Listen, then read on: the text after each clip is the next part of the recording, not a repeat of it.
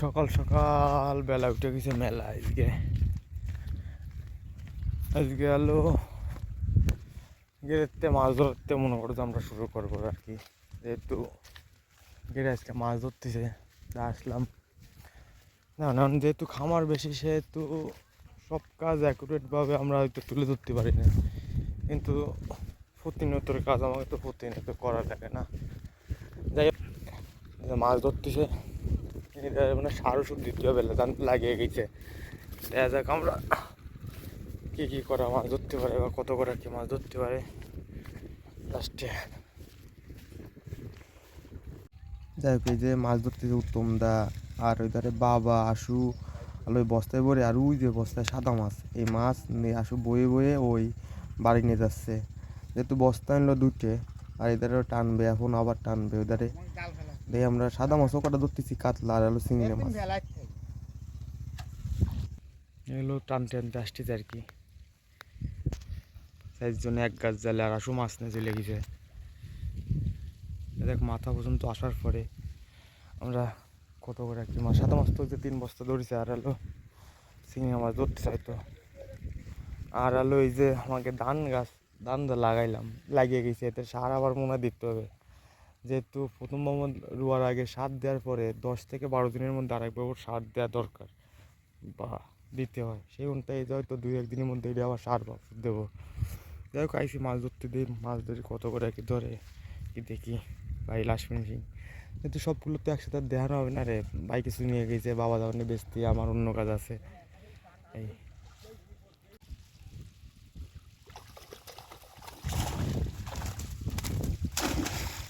ওরা সিরে বাইরে গেছে,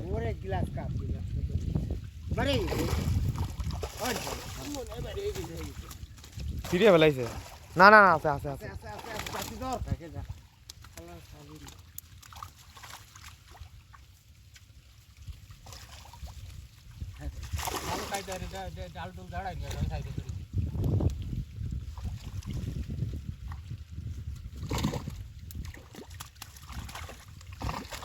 তোর এ বাদলে তুই কি এর মাছ বাঁধাবি? উত্তম, যদি 2-1টা থাই তো তুই কি এর বাঁধাবি? হ্যাঁ,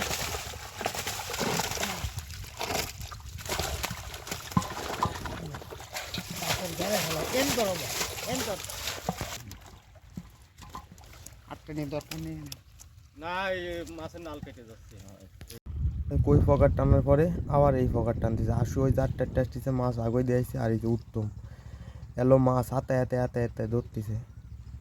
বেশ এক্সপার্ট এই মাছ ধরার ক্ষেত্রে। মাছের দাড়ি ধরে যাই তাও ধরে ধরে ধরে নিয়ে আসতে পারে। এলো সেই ফেলার, আর ও 7 বছর আমাকে মাছ ধরে আর কি। ও যে থাই মাছ, ওর এক গাছ আছে, ও যাও ও ভালো ডুবে ডুবে মাছ ধরতে পারে। আর এই যে গুছায় এই যে একজন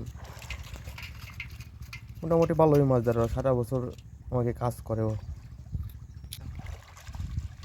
জাল সাইডে দিয়ে হাতালি কাজ হবে।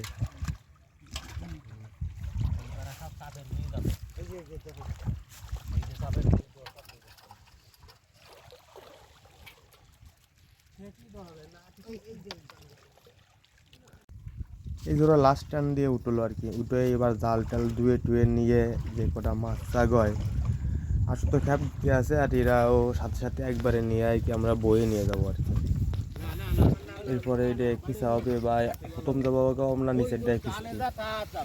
এতদিন তো চিংড়ি মাছ ধরলাম, এখন মনে করেন যে এর পরিচর্যা করা লাগবে মাছ ছাড়ার জন্য। এখন এতে মনে করেন এখন তোর মাছ ধরা হালকা পাতলা, আর আলো গেরি বেরি পরিচর্যা করা এইসবই।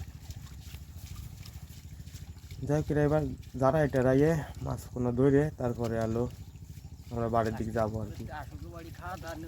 মাছ কিছু দিয়ে রয়েছে, এগুলো উঠবে চিংড়ি মাছ। তারপরে নিয়ে আজকে কিনে নিয়ে আইসো, 8টার পরে আইসো। কম করো 8টার পরে।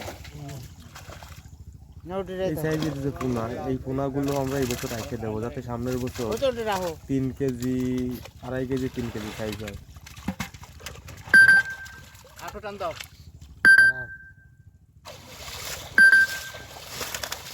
আমরা যে নেটে এই নেটে নিলাম হলো চিংড়ি মাছ, এগুলো রয়েছে আর এই আড়িতে। আর ওই দুটো কুরাস মাছ, দুটো মাছ, দুটো মাছ হলো আমরা দেবো আর কি।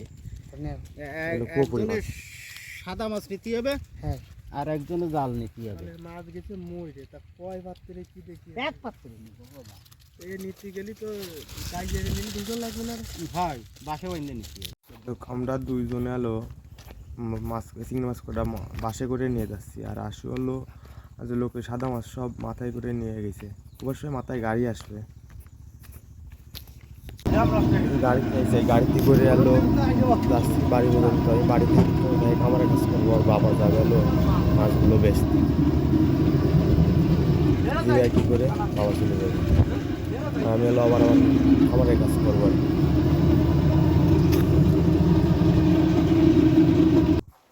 দেখ আমরা ঘেরেতে চলে আসছি বাড়ি। এটা হলো কুরবানির জন্য রেডি করা হচ্ছে।